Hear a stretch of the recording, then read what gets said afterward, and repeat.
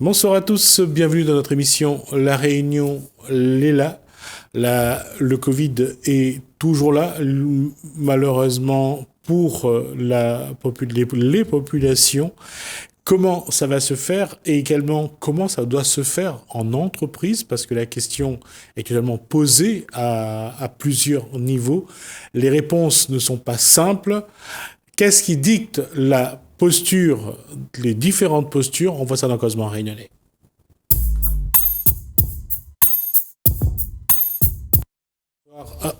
Bonsoir Jean-Yves Payette, je vais vous poser la question là-dessus. Et là, on parle des salariés. Est-ce qu'aujourd'hui, dans les entreprises, les chefs d'entreprise ont déjà une posture? Parce que j'ai entendu ça sur une radio nationale, on ne sait toujours pas. En fait, la question, ce qui est encore pire, c'est qu'on a l'impression qu'on ne sait pas du tout dans quel sens aller. Je pense que le vrai problème de fond, c'est que on ne sait pas où aller, parce que tout simplement, c'est géré de manière par rapport aux intérêts des capitalistes. Depuis le début, cette crise, elle est gérée de manière comment gagner de l'argent. D'ailleurs, c'est sans doute comme ça que les plus riches, les milliardaires en France, ont augmenté leur richesse de 175 milliards pendant cette crise-là. Et c'est ça qui pose problème. Parce que on se rappelle tous de l'histoire des masques. Quand il n'y avait pas de masque, on disait que c'était pas bon. Là, aujourd'hui, le problème des vaccins, c'est que... Juste une petite parenthèse. On va juste dire qu'aujourd'hui, les masques en tissu ne sont plus souhaités. On demande de prendre les masques industriels ou autres.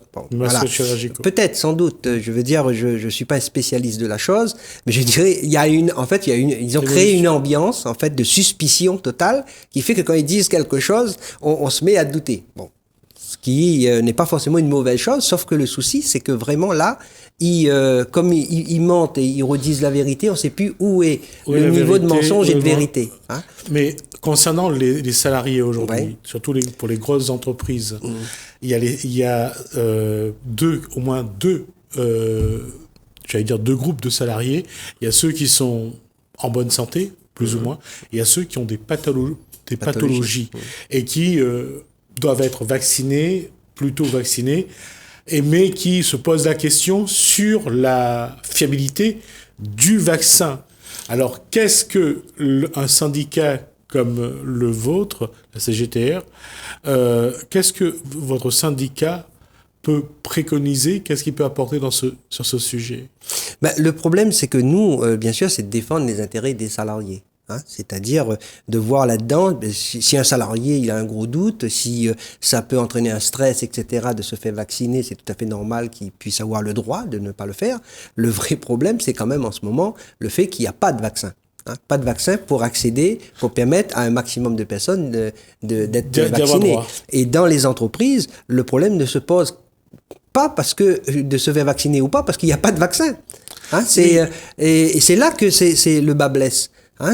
Aujourd'hui, ce qu'il faut, c'est de mettre les vaccins à la disposition de l'ensemble de l'humanité pour pouvoir vacciner ceux qui le veulent, ceux qui sont où c'est nécessaire, et quasiment tout le monde d'ailleurs, pour éviter que l'épidémie continue à se répandre et qu'on tourne la part de cette épidémie. Là, ça devient de plus en plus insupportable.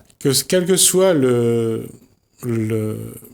laboratoire qui a promis un volume de vaccins. Aujourd'hui, tout le monde a revu ses projections à la baisse, même de moitié parfois. Tout à fait. On voit que c'est pour faire monter les enchères. C'est évident que c'est pour monter les enchères. On sait bien qu'on est une économie de marché et un produit rare, les prix s'envolent. Et d'ailleurs, le problème, c'est qu'aujourd'hui, on sous-produit exprès dans ce but-là.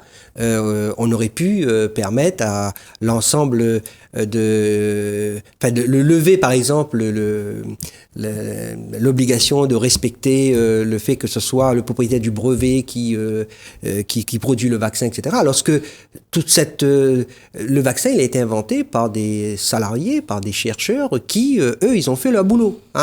Et ça a été rémunéré par de l'argent public dans quasiment tous les États. Les capitalistes, ils n'ont pas mis un centime là-dedans. C'est inadmissible qu'aujourd'hui, ils freinent la production de vaccins pour pouvoir justement faire davantage de profit. Aujourd'hui, ce qu'il faut, et ce qui est réclamé d'ailleurs, pas que par moi, il y a, je dirais même des gens un peu raisonnables. Je lisais quelque chose sur Didier Pité, si je me trompe, hein, je ne veux pas trop écorcher son nom, mais qui est un Suisse qui a inventé le gel hydroalcoolique, par exemple. Hein. Lui, en 2006, il a décidé de dire, voilà, pour permettre à tous les pays du monde de posséder ce produit qui ne coûte pas très cher, hein, et d'être disponible, il a donc levé le secret, l'obligation de respecter le fait qu'il avait inventé le brevet qu'il a sur cette invention. Je pense que sur tous les vaccins aujourd'hui concernant le Covid, il faut que ce soit fait de cette manière-là pour permettre à ce que justement les gens puissent ne pas en mourir. Hein, rester en bonne santé et protéger les siens. Voilà. Aujourd'hui, il n'y a pas de vaccin. Hein, c'est ça. Il travaille sur la pénurie. Hein, c'est ce que j'allais dire. On a l'impression qu'ils essayent de surenchérir. Bon, d'abord, on va tester quel est le vaccin qui est le plus efficace. Et ce vaccin-là, on va le produire le moins possible pour que son prix augmente. Au départ, c'est un sujet que le président de la République a évoqué. Le vaccin sera gratuit. Ça, c'était un fait. Et que non obligatoire. Aujourd'hui, ce qui est le paradoxe, c'est que les gens ont évolué dans leur posture. Ils veulent se faire vacciner, mais il n'y a plus de vaccin. Quand il n'y avait pas du tout, d'ailleurs, ils poussaient les gens à penser que le vaccin, était pas bon, etc. Je pense qu'en moyenne, les 10 ou 15 vaccins qui sont disponibles sont, dans la réalité, quasiment très semblables. Hein.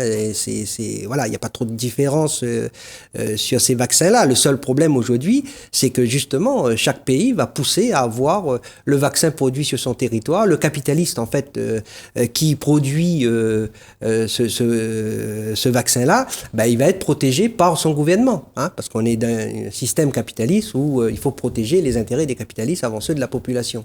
C'est ça qui se passe.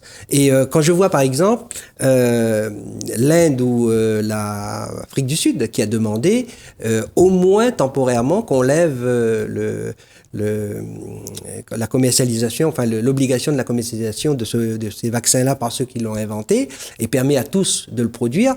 Qu'est-ce qu'on a vu? On a vu les pays riches, c'est-à-dire les Américains, les Anglais et les Européens dire non. C'est ça qui est grave. C'est qu'aujourd'hui, que ce soit Macron ou tous les autres gouvernements d'Europe, ils disent non, il faut laisser les capitalistes se faire de l'argent sur le dos de la population sur un problème comme cela. Alors qu'aujourd'hui, fabriquer ce vaccin, si on donne l'autorisation à l'Institut Pasteur en France, il peut produire les vaccins nécessaires. Si on donne, dans quasiment tous les pays du monde, on peut produire ce vaccin aujourd'hui. Il faut juste l'autorisation. Et c'est ça qui est grave, c'est que les capitalistes qui n'ont ni inventé les vaccins, qui se sont appropriés le droit de dire on est les propriétaires de ces vaccins, c'est eux qui, avec l'appui de tout l'État, de l'État, qui organise la pénurie et qui justement risque de faire durer et plonger l'humanité, je dirais, dans le désarroi, parce que c'est un peu ce qui se passe quand même dans beaucoup de pays. C'est un paradoxe et c'est même un peu drôle quand on regarde. On a l'impression que le pétrole a changé de nom. C'est devenu un vaccin. Tout à fait. Et d'autant plus que ça rapporte, parce que, vous savez, dans toutes les crises, cette crise, elle dure depuis un bout de temps. Le Covid l'a accélérée. C'est pas le Covid qui a créé cette crise. Mais cette accélération-là permet à certains de s'enrichir encore plus rapidement. Je disais au début que moi, je suis impressionné par comment les milliardaires arrivent en ce moment à accumuler autant de richesses, à augmenter encore leur fortune.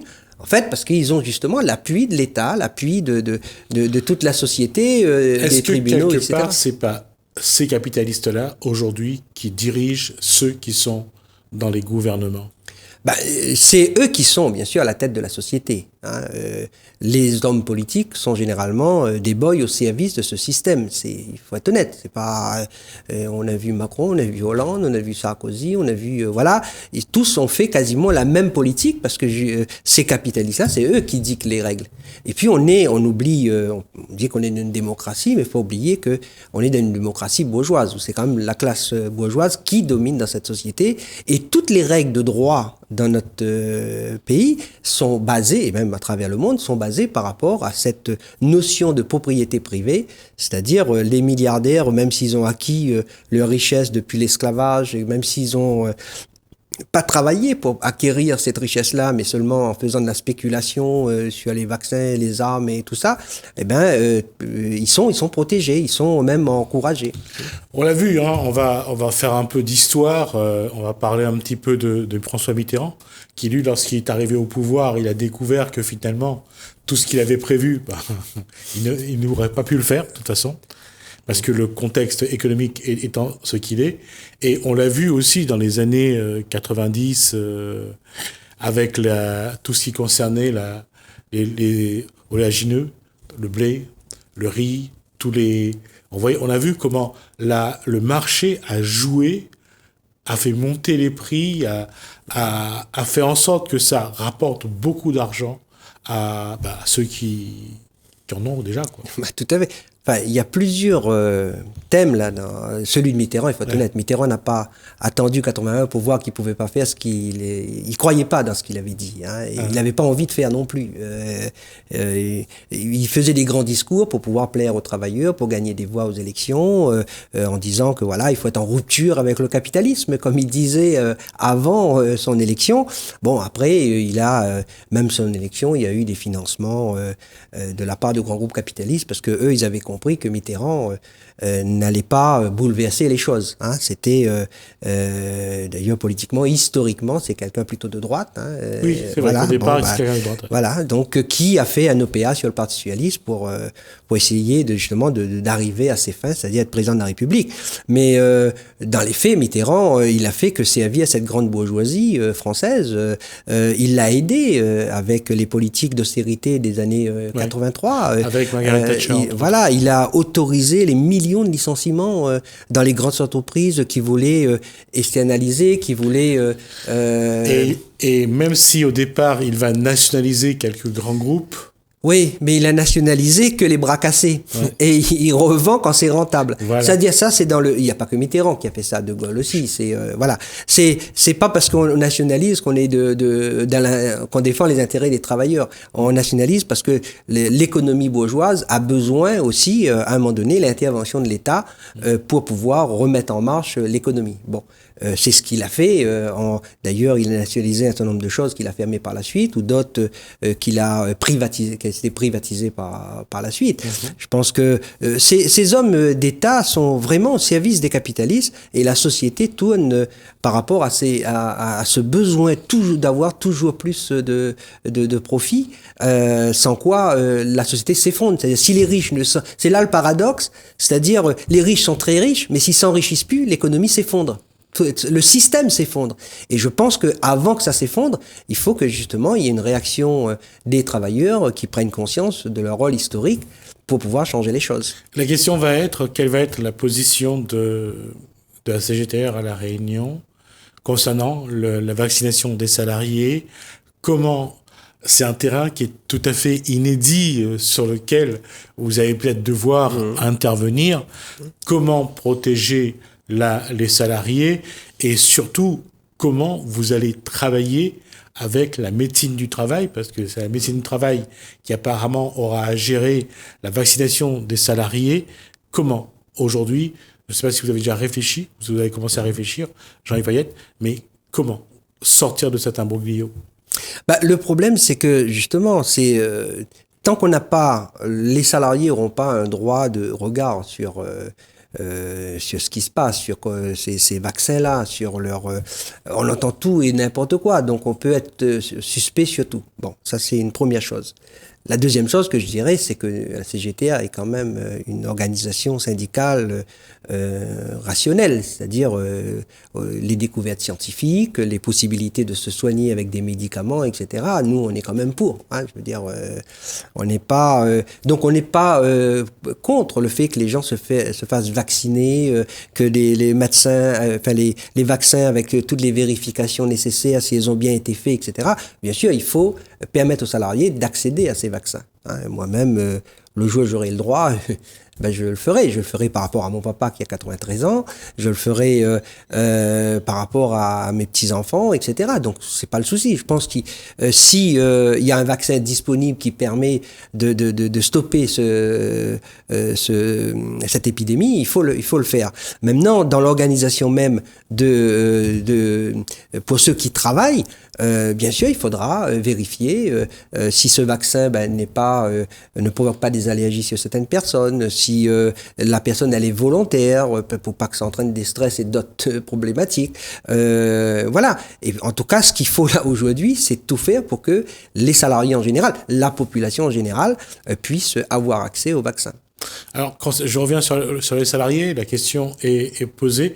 Est-ce que ça va être aussi une de vos prérogatives de veiller à ce que les salariés aient accès au vaccin et accès à cette protection?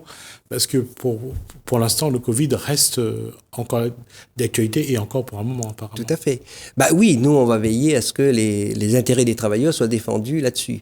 Hein, parce que c'est sûr que si les employeurs veulent absolument qu'on vienne travailler, notre sécurité, c'est le cadet de leur souci. Hein. Le souci, c'est combien on va rapporter dans la journée, dans le mois, etc. Donc, il est important de faire que les salariés qui le souhaitent puissent se faire vacciner. Et parce que la situation, elle est quand même stressante. Le nombre de personnes dépressives, le nombre de personnes qui souhaitent ne plus travailler parce qu'on n'en peut plus, hein, parce qu'il faut comprendre qu'il y a tout un phénomène psychologique qui est en train de se faire et qui pourrit notre vie, quoi, quelque part, qui pourrit la fraternité qu'on avait entre nous, le fait de plus pouvoir faire la bise, serrer la main, voilà, d'un camarade, bon voilà, et tout ça, c'est anormal, c'est pas humain. Hein. Donc il faut que ça s'arrête et c'est vrai qu'avoir l'accès au vaccin, il faut que les salariés, mais le problème c'est même pas de dire que les salariés doivent avoir accès avant les autres. Hein. Je peux comprendre par exemple que certains au début que on puisse vacciner que les soignants, etc. Ça, il n'y a pas de souci. Aujourd'hui, ce qui est scandaleux, c'est qu'on a créé une situation de pénurie de vaccins qui permet pas à tous d'avoir accès. Et vous venez de le dire, c'est ce qui est quelque part assez machiavélique, c'est que psychologiquement, la population française, mais je pense aussi d'autres populations dans le monde, arrive un peu au bout de cette pression psychologique, de tous ces problèmes qui se déclenchent en nous depuis l'entrée dans cet environnement Covid. Psychologiquement, les individus sont très atteints. Ben, les individus sont atteints d'autant plus que la situation déjà elle est pas terrible. Hein. Je rappelle que le BIT, c'est-à-dire le Bureau international du travail. Pardon ? Le Bureau international de travail, excuse-moi, a quand même chiffré le nombre de licenciements de 300 à 400 millions à travers le monde. Ça veut dire que la situation des travailleurs est devenue dramatique. Dans plein de pays au monde, les travailleurs n'ont pas eu droit à des aides, étaient obligés seulement d'aller, en gros, à l'équivalent de la soupe populaire, quoi. Voilà. On a vu des kilomètres de queue pour pouvoir accéder à au moins un repas par jour, etc., dans certains pays. Dans d'autres, c'est la débrouille, etc. Et nous, il y a eu... on est dans un pays riche, on est dans un pays où les capitalistes ont leur coffre fort, donc ils essayent... Et puis les syndicats, les possibilités de réaction de la population est quand même là. Et c'est encore dans ces pays-là où ils font le maximum de profit. Donc, ils nous ont laissé des miettes, avec le chômage partiel, etc. Mais la situation se dégrade. Hein. En situation normale, la plupart des salariés n'y arrivaient pas parce que les salaires n'augmentent plus depuis un certain nombre d'années. Là, la situation s'aggrave. Bon, il y a la pression du Covid. D'ailleurs, le gouvernement fait tout pour que justement il y ait un manque d'expression, que dès qu'on ouvre un peu sa bouche, on devient voilà. Donc on est mis à l'index. Voilà, on est mis à l'index. Aujourd'hui, critiquer le gouvernement, c'est on trouve des nouveaux mots tous les jours pour qualifier que c'est indécent, c'est tout ce qu'on veut. Non, je pense que la critique, elle est positive, il faut la faire. Et nous, en tant que militants syndicaux, il faut qu'on veille que le droit des salariés soit préservé et surtout que tout cet argent disponible, toute cette capacité en fait de production disponible puisse être au service de la population. Et se battre aujourd'hui, par exemple, un truc simple, pour un logement pour tous à La Réunion, c'est quelque chose qui est possible. Mais ce sera possible que si et seulement si les travailleurs décident de se battre pour. On peut augmenter les salaires des aides à la personne. Mais est-ce qu'il faudra que les camarades continuent à se mobiliser pour obliger le département notamment à leur verser les 600 euros qui restent dus, voilà. Donc tout ça, c'est des choses qui peuvent se faire, mais il faudra des luttes. Et j'allais dire, c'est presque un paradoxe parce qu'on ne s'attendait pas. Maintenant, même avec le Covid, la lutte sociale va continuer en ce sens. Écoute, la lutte de classe, elle ne s'est pas terminée avec le Covid. Les capitalistes d'ailleurs en augmentant davantage les richesses rapetissent quelque part la part qui revient à le reste de la population, donc cette lutte de classe s'aggrave et il faut que les travailleurs y répondent, sinon eux ils sont prêts à tout pour maintenir le système en place, ils sont prêts à tout pour pouvoir continuer à s'enrichir et nous il faut qu'on réagisse, il faut que quelque part on dit non, maintenant ça suffit, ces parasites qui ne travaillent pas, qui sont riches à milliards, ils ne doivent pas gouverner cette société. Aujourd'hui, c'est vrai que c'est eux les maîtres, c'est eux qui dictent aux différents gouvernements, aux différents politiques, même localement. Je pense que on peut être président de région, ou maire ou autre, mais quand c'est un chômeur qui arrive, on peut le recevoir avec du mépris. Quand c'est un capitaliste qui arrive, on le reçoit à genoux. Voilà. Donc, je pense que toute cette société-là, l'exploitation, elle va continuer, elle va s'aggraver et les travailleurs seront obligés de réagir.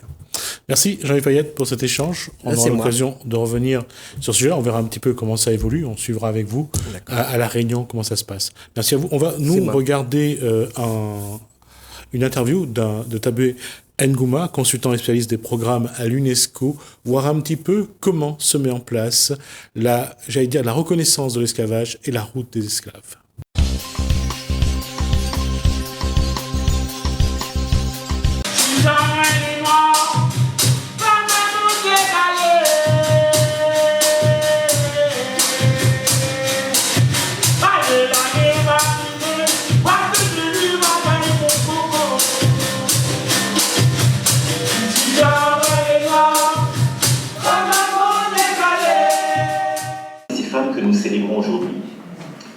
C'est l'esprit du combat de ces hommes et de ces femmes, de La Réunion, mais aussi d'Haïti, des États-Unis, de Maurice, du Maroc, d'Inde, de Turquie, d'Oman, etc., qui habitent le projet de l'UNESCO, la route de l'esclave, résistance, liberté, héritage.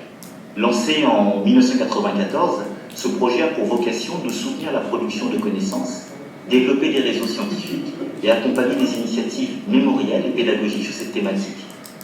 Au travers de différentes modalités, donc, l'UNESCO s'est employé depuis plus de 26 ans, désormais, à réfléchir et à avoir un impact transformateur sur ce que l'on pourrait rassembler dans la formule « assumer le passé, réparer le présent, construire l'avenir ». Les personnes d'ascendance africaine, que ce soit dans l'océan Indien, les Amériques, dans les Caraïbes, au Proche et au Moyen-Orient et en Europe, souffrent d'un triple déni. Alors un déni d'humanité d'abord, alimenté par des stéréotypes racistes les plus fantasmagoristes et infamants sur l'animalité présumée des Africains, des personnes d'ascendance africaine. Un déni de leur histoire, originaire d'Afrique, les personnes d'ascendance africaine seraient comme ce continent, entre guillemets, sans histoire. Doit-on simplement ici rappeler que l'Égypte constitue la racine civilisationnelle qui a nourri Athènes, qui a elle-même influencé Rome, puis l'Europe des Lumières. Enfin, déni de la contribution décisive de ces populations au développement des sociétés dans lesquelles elles ont été déportées, contribution dans le monde de la culture et de la créativité, Comment ne pas penser, par exemple, dans le cadre français, à Alexandre Dumas, ou dans le cadre russe, à un Pouchkine. Mais ces contributions ont également été apportées dans des domaines décisifs de la science, du savoir et des technologies. Il y a un certain nombre de personnages, comme Edmond Albius, par exemple, qui sont assez étrangement absents de l'histoire mondiale. En ce sens, le présent, avant de se tourner vers l'avenir, doit passer par la première réparation, celle de l'histoire. Une histoire objective et sereine, affranchie des préjugés hérités de la période de l'esclavage et intégrant à sa juste place la contribution de ces populations dans les récits nationaux et leur contribution au progrès général de l'humanité. Le présent, avant de se tourner vers l'avenir, doit aussi comprendre ce qui le lie encore inexorablement au passé et ce dont il doit se guérir avant d'envisager un avenir libre des méfaits du passé. Si l'esclavage a été aboli, ses conséquences sont toujours présentes et réelles, à travers du terrible poison du racisme qui continue de contaminer nos sociétés et détruire les vies. Il n'y a donc pas d'avenir souhaitable tant que nous ne serons pas débarrassés du fantôme de la race. Et je dirais que c'est parce qu'il symbolise une résistance à ce déni que le projet sur le site de l'ancienne geôle de Saint-Denis, dite prison de Juliette Baudu, a pu bénéficier du label lieu de mémoire associé à la route de l'esclave de l'UNESCO. Cette reconnaissance internationale est consécutive au travail remarquable et à l'engagement sans faille de la présidente de l'association Quartier Libre, Mémoire et Patrimoine Océan Indien, Madame Marilyn Champignol, et du professeur Prosper Eve. Permettez-moi de vous féliciter pour votre engagement continu pour la préservation de ce site historique qui contribuera certainement à mieux faire connaître la mémoire douloureuse de l'esclavage et de l'engagisme à La Réunion. Le lien entre les systèmes carcéraux et l'histoire de l'esclavage et de l'engagisme est une piste très importante afin de mieux comprendre l'expérience des personnes mises en esclavage et les engagées. En effet, ces espaces d'enfermement ont été des lieux où se sont souvent retrouvées des personnes qui résistaient à l'oppression esclavagiste et coloniale. Le chemin pour transformer l'actuelle prison d'Odu en ce premier centre international pour les systèmes carcéraux coloniaux dont nous rêvons pour La Réunion peut paraître un peu long. Mais croyez-moi, le chemin peut être beaucoup plus simple qu'il n'y paraît. Si je peux me permettre de vous rappeler l'expérience de Maurice, en 2017, le comité scientifique du projet La Route de l'Esclave se réunissait à Maurice pour y soutenir de tout son poids l'initiative encore embryonnaire de construire un musée intercontinental de l'esclavage. Et, en octobre dernier, c'est-à-dire 3 ans après, nous avons eu le privilège de prendre part au lancement de ce musée en présence du Premier ministre. Et lorsqu'on voit l'engagement et l'attachement d'une certaine représentation politique réunionnaise autour de cette mémoire, je parle ici particulièrement du soutien de Madame la députée Nathalie Bassir, qui a également joué un rôle crucial pour nous convaincre de soutenir ce projet. Je ne doute pas un instant, malgré les difficultés que Marie-Lise a rappelées, que nous nous retrouvions très bientôt pour lancer ce nouveau projet en invitant les amis et les voisins de Maurice. À l'évidence, donc, il est important de construire des centres et des musées thématiques sur l'histoire de l'esclavage et de l'engagisme. Cela favorise une approche intégrée du patrimoine culturel, ainsi que des liens de continuité entre création et patrimoine, et permet au public, notamment les communautés locales et les groupes défavorisés, de renouer avec leurs propres racines et d'aborder les cultures des autres communautés. Construire des musées ou des centres est donc important, mais il est tout aussi important de réfléchir sur ce que l'on montre et la manière dont cela est montré. Il faut sortir d'une représentation et des scénographies qui reconduisent, souvent malgré elles, une vision déshumanisante des personnes mises en esclavage. Sortir de la saturation du récit par des artefacts comme les chaînes, les fouets, et mettre en scène, à l'intérieur des musées et de centres, la dignité, la résilience et la résistance de ces hommes et de ces femmes. Dans cette perspective, le projet dont l'association est porteuse pourra certainement bénéficier des bonnes pratiques en la matière regroupées et analysées dans un ouvrage à paraître intitulé « Nouvelles approches pour interpréter et représenter l'esclavage dans les musées et le site ». Ce travail remarquable, commandité par l'UNESCO et développé par le professeur Nelly Schmidt, pourrait être un guide pertinent afin d'installer au sein de ce lieu de mémoire la perspective la plus appropriée pour représenter l'expérience de ces hommes et de ces femmes esclavisés ou engagés, jetés en prison, pour le plus souvent parce qu'ils s'opposaient de diverses manières à la domination coloniale. Et j'aimerais conclure, pour ne pas vous prendre trop de temps, parce qu'il est déjà l'heure de déjeuner chez vous, en rappelant qu'en juillet 2019, le Conseil international des musées a approuvé une nouvelle définition du musée. Je cite, « Les musées sont des lieux de démocratisation inclusif et polyphonique, dédiés au dialogue critique sur les passés et les futurs. Reconnaissant et abordant les conflits et les défis du présent, ils sont les dépositaires d'artefacts et de spécimens pour la société. Ils sauvegardent les mémoires diverses pour les générations futures et garantissent l'égalité des droits et l'égalité d'accès au patrimoine pour les peuples. Le travail de préservation et de restauration de mémoire initié par l'association Quartier Libre, Mémoire et Patrimoine Océan Indien, avec le soutien de quelques autorités, reflète parfaitement cette nouvelle dynamique, visant à faire des sites et lieux de mémoire comme la prison Juliette Dodu, un lieu citoyen où la mémoire et la représentation de chacun sont respectées. Voilà, c'est tout ce que je voulais vous dire. Je vous remercie de votre attention.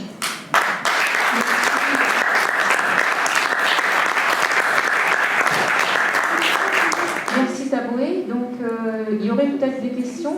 Moi, la première question qui me vient à l'idée, compte tenu de ce matin, nous avons fait donc une conférence de presse et ils m'ont rappelé à l'instant pour m'informer que le préfet aurait fait également une conférence en disant que le label obtenu, c'est un label non pas pour la prison Juliette Dodu, mais pour l'association.